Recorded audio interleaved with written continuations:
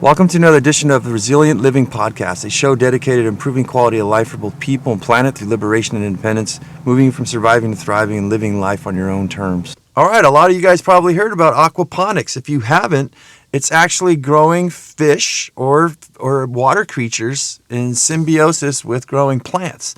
The fish, the water creatures will actually poop and pee and cause this sort of discharge they have in their body, and the plants will pick that up and use it as nutrients. Now, if we just had just the fish by themselves, they would actually pollute the vessels that you're keeping them in, and there would be no oxygen for them to actually live. So in turn, the plants create oxygen to a certain extent and actually use up that poop and pee and clean it all up. And it's this circle, this closed loop circle that works in symbiosis.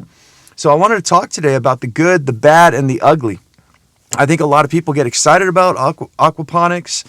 It seems very, very popular, and it seems like a really good thing, and I think that it is, and I kind of think that it's not. And I'm going to give you the reasons at the end why I actually quit aquaponics. So let's get into it. So we have a few different types here, and to my knowledge so far, I haven't been keeping up with it, in a few years, but when I first started out, there was only really like three. There's the floating raft type. There's also the nutrient film, which is a pipe system that goes in. Well, let me explain each one in their entirety. Floating raft is basically, it's a tank of water, and you're going to want at least about a foot of water for the root capacities. And what you're going to do is you're going to create a raft that floats on top. Mainly this is done with styrofoam, and they'll drill holes, about 2-inch holes to 1.5-inch holes, to 4-inch to 6-inch, depending on what you're wanting to grow. And what you do is you have this raft basically just floating on top of water. You have your fish tank, and your fish tank is connected to these grow tanks. And what happens is that water will circulate from the fish through a pump.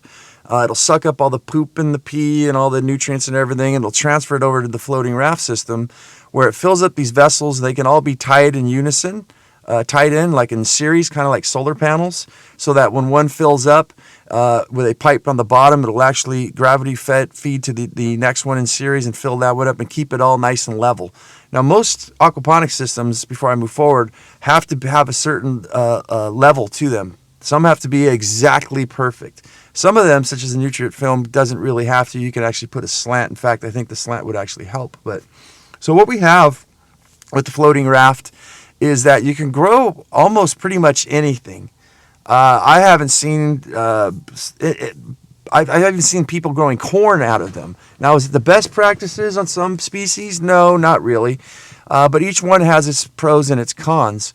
So basically, the construction, I guess you would say, is you start off with your fish tank. That's going to pump the water over to a tote.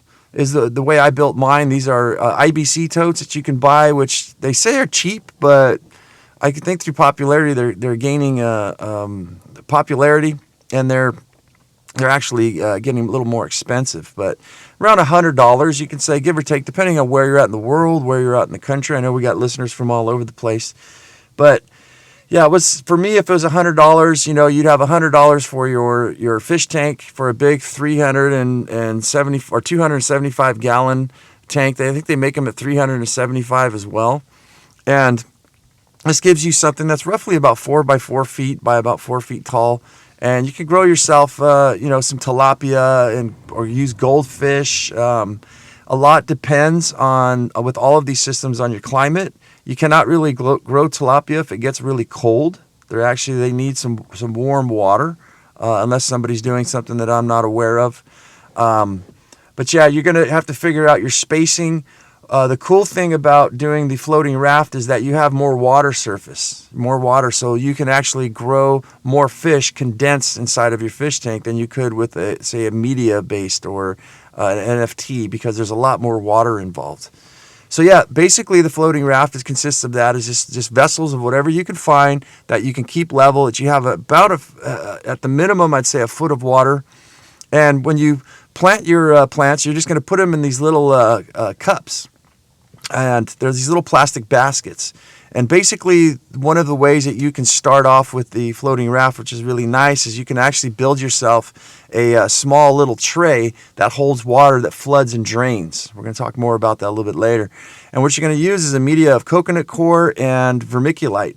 And you're going to stuff each one of these baskets, and then you're going to drop a seed in each one of the little cup baskets, and you're going to sprinkle just a little bit of vermiculite on the top. And what this is going to do is cover the plant and keep it from dehydrating and moisturing, the moisture evaporation.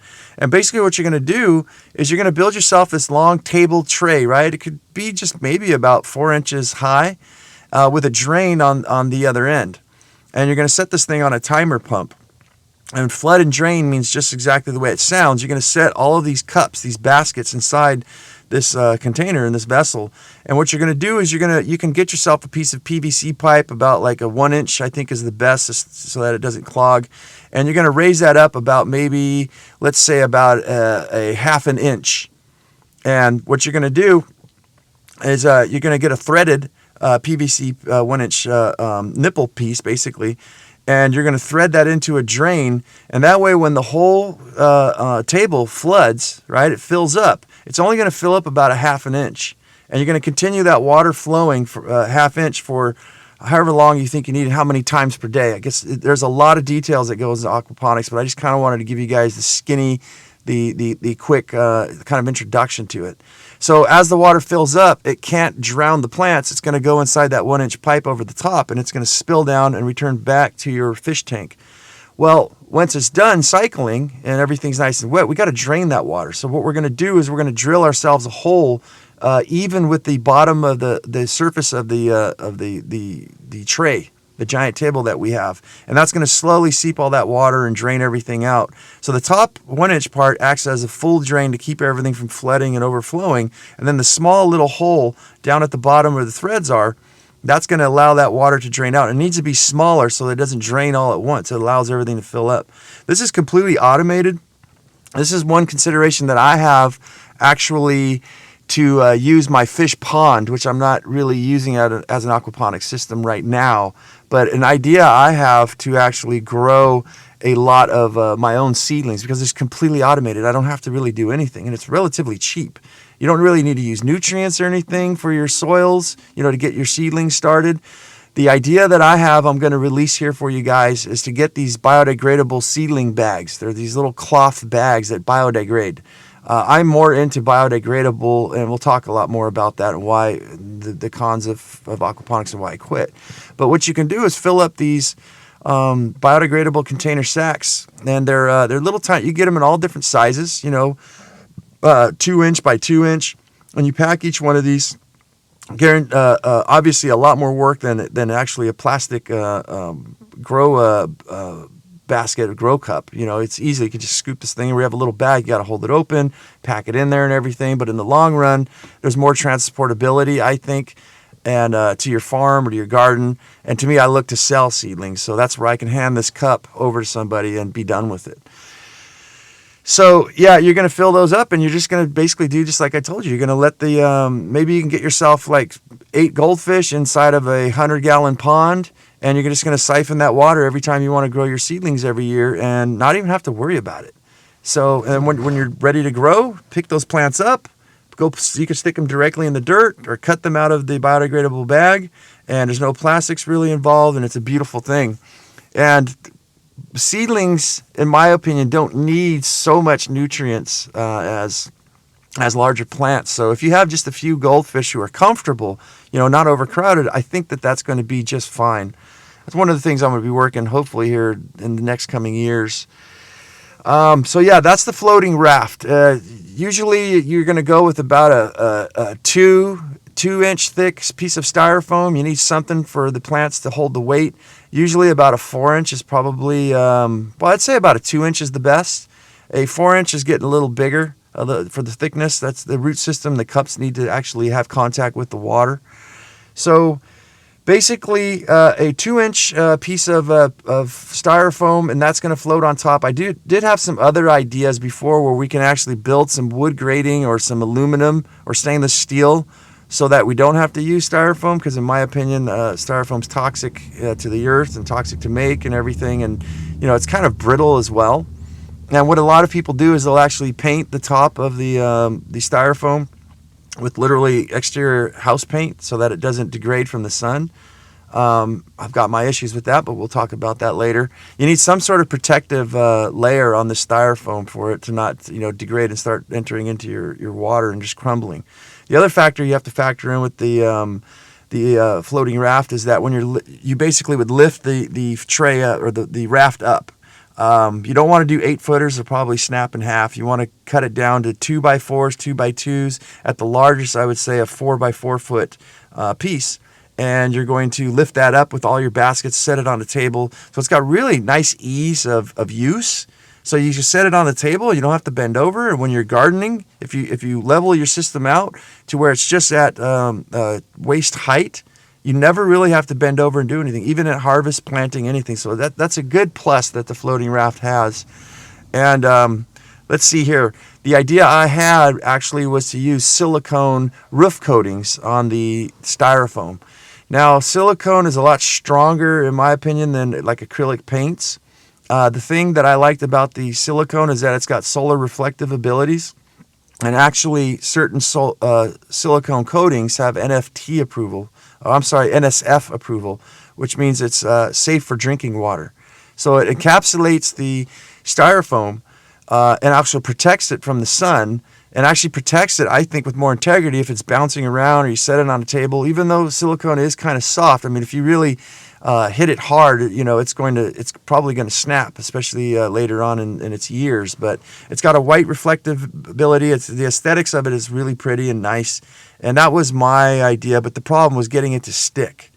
I think that you need to use like an epoxy primer or something, but I'm not sure how the chemicals of the epoxy would work with the styrofoam. But needless to say, I'm not into that type of thing anymore, so I kind of quit doing my innovations and experimentations on that sort of system. Okay, and before we go forward too, I've tried all of them. I've tried the NFT, I've tried the floating raft, I tried the medium. I had everything built all into one system, and just to see how everything worked. And I grew it for probably about 3 years. So that's where I'm coming from with the information that I have.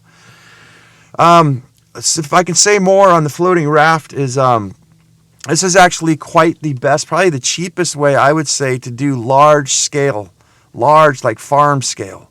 I would say probably even for the backyard gardener. I would say, in my opinion, it does take up some space, but it is pretty much the quickest, the cheapest, and the least amount of problems that could happen as far as clogging and things like that. So something to take in consideration if you're into the aquaponics systems here as we go through them.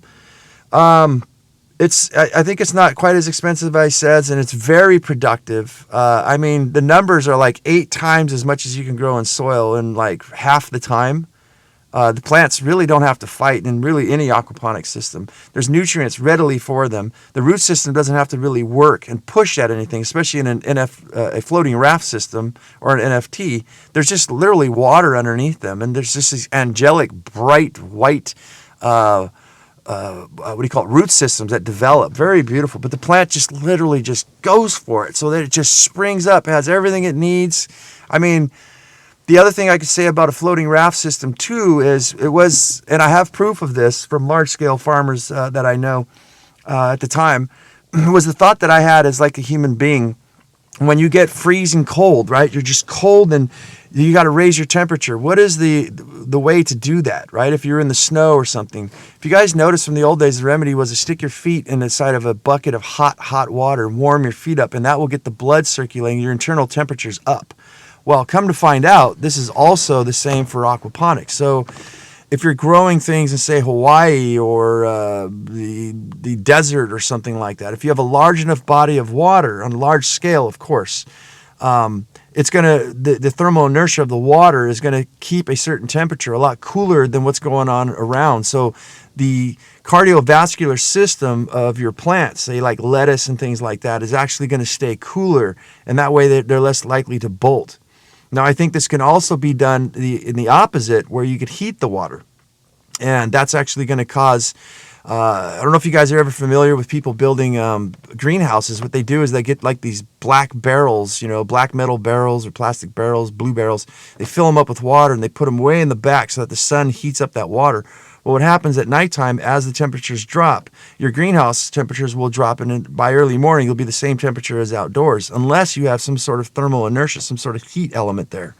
So you can use that to actually heat your aquaponics system. You can run. I actually ran a solar-powered system where I built a box with a half-inch PVC pipe, and I ran it like a snake, all the way, like zigzagging all the way through. I painted the interior black, I painted the PVC black, I glued everything together, and actually got my water to 80 to 90 degrees, I believe.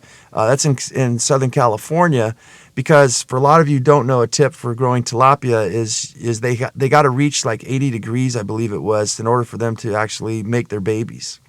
And you got to keep that water warm. So in contrast to all the other aquaponics systems we're going to talk about today, the thermal inertia, the diversity that you have is way more with the floating raft, in my opinion, than any others. You can also run geothermal, which means we would dig down in the ground, I forget how many feet it was, maybe at least 8 feet, and you're going to run a series of pipe, just like we would for a solar water heater, right? And what you're going to do is dig all that ground out. You're going to bury these pipes. You can do large PEX pipe, and all the water that flows from the aquaponics system goes down into the ground and will regulate around 50 to 65 degrees, give or take, almost no matter where you're at in the world. So you can use geothermal as well if you're in hot situations to cool your stuff for free, if you're so inclined and have the ability to do so. So yeah, floating raft, pretty cool. There's a lot of other things, but I don't have time to get into all the details. But let's move on to the flood and drain media-based systems. Now, this was actually probably my least favorite. Flood and drain means that you get this bell siphon, and this is where it's this PVC pipe. It's kind of hard to explain, where you'd have a drain, basically, and a pipe coming up. I don't even know if I can even explain it to you guys. Well, you make this little siphon that sits over an existing pipe drain. What happens is this pipe drain will be a certain extent high, like say about 4 inches, right? And then you're going to cut a large piece of PVC pipe with these little inlets on the bottom, these little cuts, these little divots, and you're going to cover the top and make it airtight. And what happens is that water starts to suck in through this bell siphon. Very interesting and fascinating when you build them. It's a cool, very cool science experiment. Well, when the water rises to the inner pipe, it starts to drain and causes suction. It causes a vacuum. Well, the bell siphon is a cup basically on top of that pipe with some airspace. As that water's flowing and flowing and flowing, once you stop the flow of water, that thing vacuums. It starts to work as like a siphon when you're siphoning gas out of your gas tank. It causes a suction. It starts to suck all that water up. Like I said, very interesting. And it goes against gravity. As gravity's going down, it pushes and pushes and sucks. And this bell siphon gets all of the water completely out of the tank, the holding tank, and down to nothing. And then it'll burp, and then it'll just go and stop. That's why they call it a bell siphon. So these things, if they're moved around or anything, sometimes they get very tricky. You gotta, if you're making your own, you gotta really do some experimentation. Otherwise, you'll get a system where it could flood over the whole top. So that's why I don't like those type of things. If you don't know what you're doing, this could actually cause a lot of trouble. But so yeah, that's the flood and drain. So it floods up, and what you have in the media base is you have shale you can use, polished glass rock. I mean, anything that's not going to change the pH of the water. You can use gravel, but you need to be very careful with gravel. You need to do some testings. There's some stuff you could do where you put it in water and you put some vinegar in there, and if it fizzes up, that means that you have not very good gravel. It's going to be acidic, right, or alkaline. Different things can change. Now, one thing I don't like with people doing is putting clamshells, I think it was, oyster shells, to bring the pH down. Well, what happens is as these oyster shells keep disintegrating, if you leave them in there, they'll actually turn your water too alkaline. So there's different ways you're going to need to balance, and I don't know if we have time to get into balancing the pH, but it's a very big issue that you need to learn for the survival of your fish and your plants.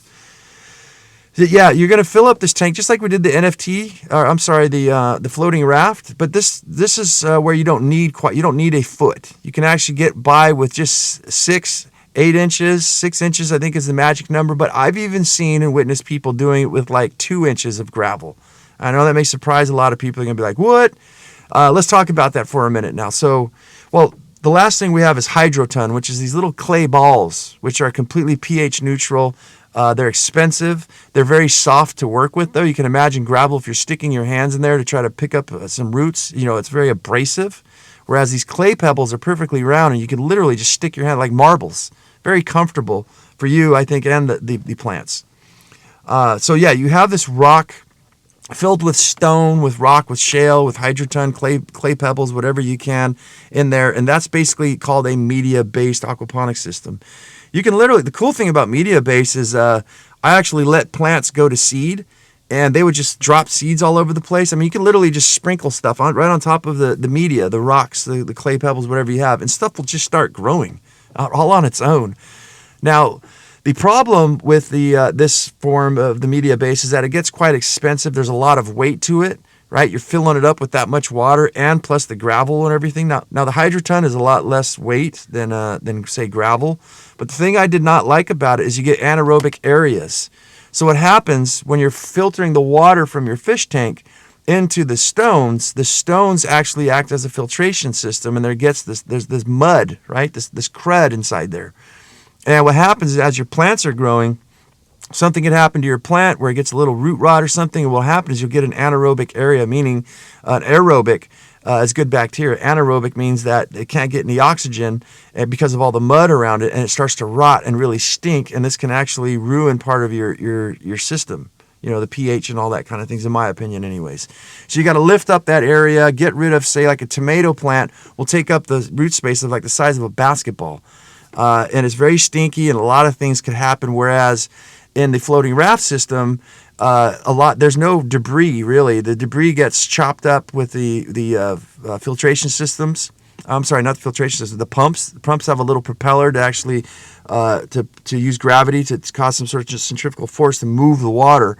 And in large enough systems, really, the fish poop and byproducts really get chopped up. You never really need to siphon or clean anything out.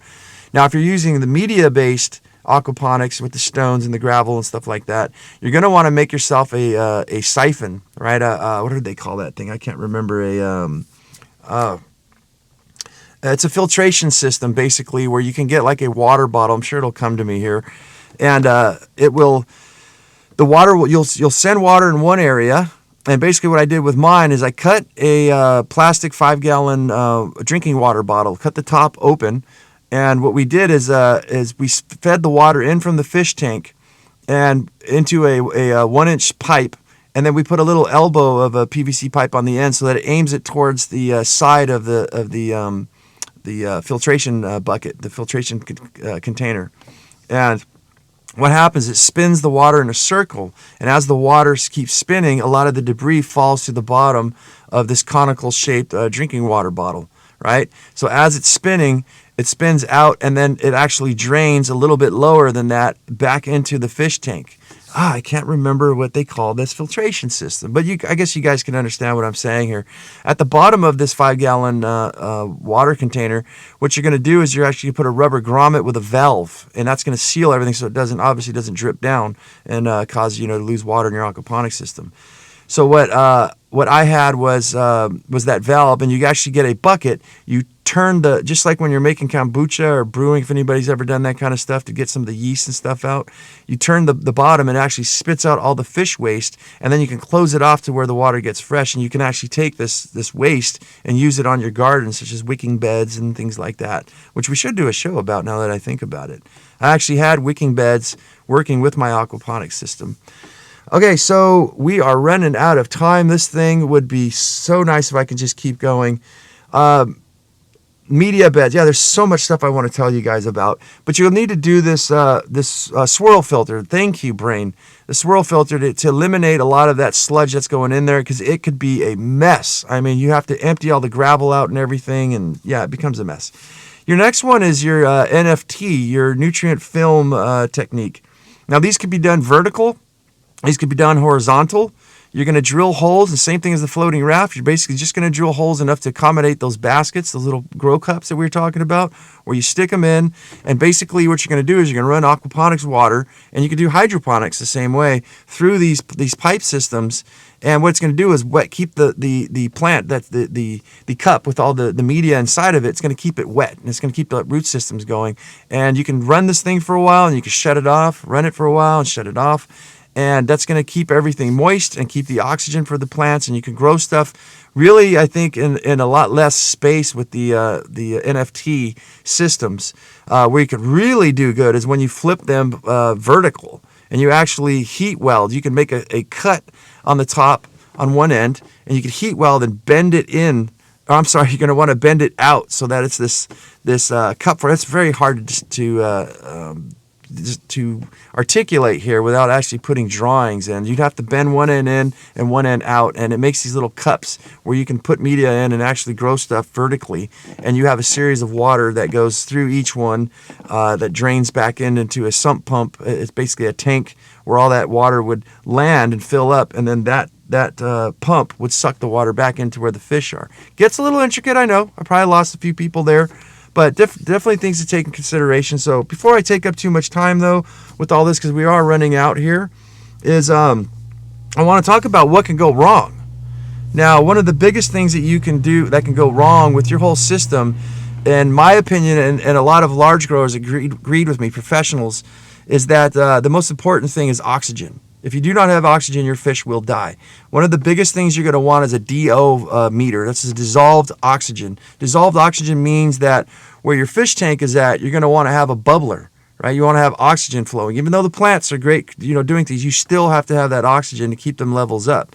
Dissolved oxygen means is as those bubbles keep flowing through the water, they actually start to dissolve into oxygen, right? Oxygen wants to float up and just disappear like a gas. Well, when you're shooting enough oxygen continually through the water, they both absorb together, they emulsify, and that's how you know you got enough oxygen. Well, you need a meter to know what these are. If your fish die, we're talking about hundreds of thousands of dollars. If you're on a large, well, not hundreds of thousands, but thousands of dollars you're going to lose out. And it could be simply something as something got unplugged, or there's a blackout, electricity went out. And that's kind of another thing that I would say with the aquaponics system is why I looked at it is it's grid tied. As far as is it sustainable is like one of my questions I have here on my notes. For other various reasons, if you were gone or even for a day, I don't think that your fish would die for a day, 2 days, depending on how much density, the stock density you have of fish. I think you'd be okay for a day or two, but you start getting a little further than that, they're going to use up all that oxygen. You can imagine it's like sticking, 100 people inside of a garage and just air seal the whole thing. Everybody just breathing. We're going to use up all that oxygen, and then we're going to have people, blacking out and possibly worse. So there's a lot of things that can go wrong. If you have the wrong type of styrofoam, which I lost all my fish, all of my koi, my goldfish, my tilapia, my rare fish that I purchased. There's a chemical on the styrofoam for termites and things like that, which I didn't know. And I got these lesions on the side of my fish. Their ribs were basically bursting. Their skin was ripping apart. It was because of the toxins I believe, from the styrofoam. And I see people just grabbing stuff and just throwing things, aquaponics systems together. And I'm like, hold on, guys. And one of the things you guys want to take into consideration, if somebody made a YouTube video of this new system they're making, you never see it again, there's probably a reason. Everything flopped, right? So there's a lot of things to take into consideration. You're making a whole ecosystem here, guys, and we're mimicking nature. And to me, it's almost like Frankenstein. If you don't have the enough oxygen in the water, and you don't use chemicals or something else to balance the pH, because the pH in a new aquaponics system is just going up and down. It's going all over the place. And that's the hardest part, is to get everything stabilized so that it stays between, you want a pH of about 6.5 to 7.2. That's optimal with everything, even ground soil and things like that. So what you want to do is you want to get your system, and you want to start playing with, maybe put a few plants and stuff in there and kind of watch the systems as they work. One of the problems we have too with our water system, especially in the city, is chlorine, and worse than chlorine is chloramine. Chlorine, we can let the system sit open for a few days, and we can set those bubblers for the fish and let it just kind of gas off. The bubbles help move the water Chloramine, on the other hand, is used very widely now because it doesn't evaporate. It makes it a lot more useful for sanitation and stuff in water. But unfortunately, this could hurt your plants and your aquatic animals. The way to get rid of this is just figure in about 1,000 milligrams of a chewable vitamin C per 55 gallons of water. Dump that in there. I can't remember all the details, but what happens as the vitamin C breaks down, the acids in it, the ascorbic acid, will actually help you evaporate a lot of the chlorine, if not all of it. So there's a lot of things that you're going to have to do. There's so much to tell you guys, but I'm only limited to 30 minutes, and I've been going way over my time here. So let's talk about, is it really sustainable quickly? It's a use of plastic, use of styrofoam. This is the reasons why I have on my last one here is toxicity considerations.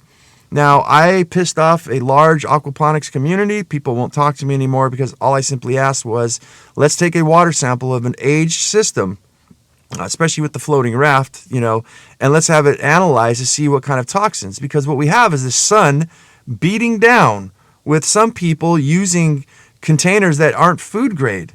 This is crazy. These little black boxes that you buy at the hardware store, at Walmart or something, these little totes, vinyl swimming pools, polyvinyl chloride. Does anybody know what polyvinyl chloride is? Also, the large farmers, the floating raft systems are used with roof membranes, which are EPDM, which are pond liners. It was very expensive, but they're using the TPOs, the thermoplastic or the PVC roof liners. Why? Because they're very durable, hard to puncture. They can withstand a UV protection and things like that. But it says on the label, known in the state of California to cause cancer and birth defects. Of course, everything because of some proposition that was done. Jerry Brown, I can't remember all the details there, but they had to put this on because of lawsuits and stuff like that. But my opinion, anything that's made to resist the sun, there's some sort of chemicals in that stuff, even probably the silicone, that we're not being aware of. And you would say, well, it's probably just minimal amounts, and after time it would accumulate. Well, what happens when the sun beats anything on the planet? Stones, wood, people, anything, metal, it degrades things. Where does that stuff go in a closed loop system? So if you've got styrofoam, you've got acrylic paints, of course, you can figure on acrylic about 2 layers of sheets of paper per year, mils, are going to be ripped off. They're going to disintegrate off that layer. Where does that go? It goes into your fish, it goes into your plants, and that's what you're consuming. So the good thing is that, I don't know, people aren't dying off of it, There is it's cheap, it's kind of bad. The ugly, though, as I say, is as far as sustainability, having to go get fish food to feed your fish if you're not producing your own is ground up other fish that are harvested from the ocean and places like that. So there's a lot of questions about sustainability. These clay pebbles, how they're made, obviously styrofoam. I don't even think we need to touch on that one, right? So the toxicity levels is one thing that got me leaving something in plastic. Get yourself a plastic water bottle, which is supposed to be 100% safe. Leave it in the sun or even out of direct sunlight. Just leave it in your car on a hot day. Smell it, drink it, and taste it and see what you think. Now we have this huge vessel of water just sitting there baking in the sun for years, if not decades. What's going to happen? What's the off-gassing going to happen with systems like that? The other thing beyond all that stuff there, which stopped me from doing it, and don't get me wrong, guys, I loved it. I got obsessed with aquaponics. I still incorporate it into my life. I still want to grow seedlings and stuff like that. I've got a little system I don't have time to talk to you guys about, some experimentation I did where I don't even separate the fish from the plants. The fish actually eat the roots. I eat the top, and we have a symbiotic relationship there. And it's not all species, but yeah, that's probably another day for a podcast. But the thing is, how many things can go wrong? The electric going off, a hole starting where the whole thing drains out. You're not there, even for, let's just say, an hour, 2 hours. What if a significant hole, a mouse ate a hole in the bottom of your container, or you had one little crack that happened? So many things can go wrong. And if you're depending on this for resilient, for sustainability, for survival, or for your business, a lot of things can go wrong really, really fast. That's why I've invented the biodegradable container gardening systems, where you don't have to be a sort of chemist to sit here and read the levels every single day, which you have to in an aquaponics system. You need to have your nitrates, your nitrites, all your pH, all of these things tested, every ammonia levels every single day, at least every other day, to make sure that nothing's going wonky. And then you'll have to put additives and stuff in there to accommodate these for the fluctuations. But so much is going in. When my systems it's a basket made of burlap, it's biodegradable. There's hardly any plastic involved except for the automatic drip irrigation. And those drip irrigation can actually be hidden underneath, so it's not exposed to the sun ever, just the small tip. And to me, there's no moving parts whatsoever. My worm castings and everything goes in the basket. I don't check pH systems. It doesn't matter if the electricity's shut off because my automatic water timer works on 2 AA batteries. So if we had a blackout for a month, my stuff would keep going. And as I said, it's not complicated at all. It's very simple, and it's movable. It goes with me, and in my book, it's a heck of a lot cheaper than aquaponics, hydroponics, and the other things that I've learned throughout my days of becoming sustainable and living a resilient life. But guys, I'm way out of time over here. Please like and subscribe. That's why I want to get this show going, so I can just go as long as I want. I would love to do an hour and a half. I'm sure those of you who started following, I got some tips and tricks I would love to share with you guys. I just don't got the time.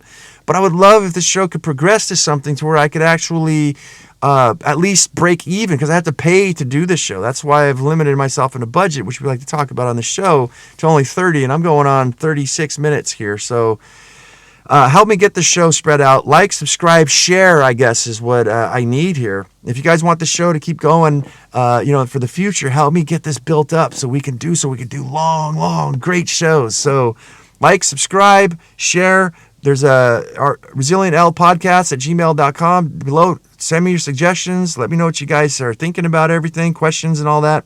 And guys, go out there and have yourself a near life experience. Don't lose your muchness. Carry on the fire and human up, my friends.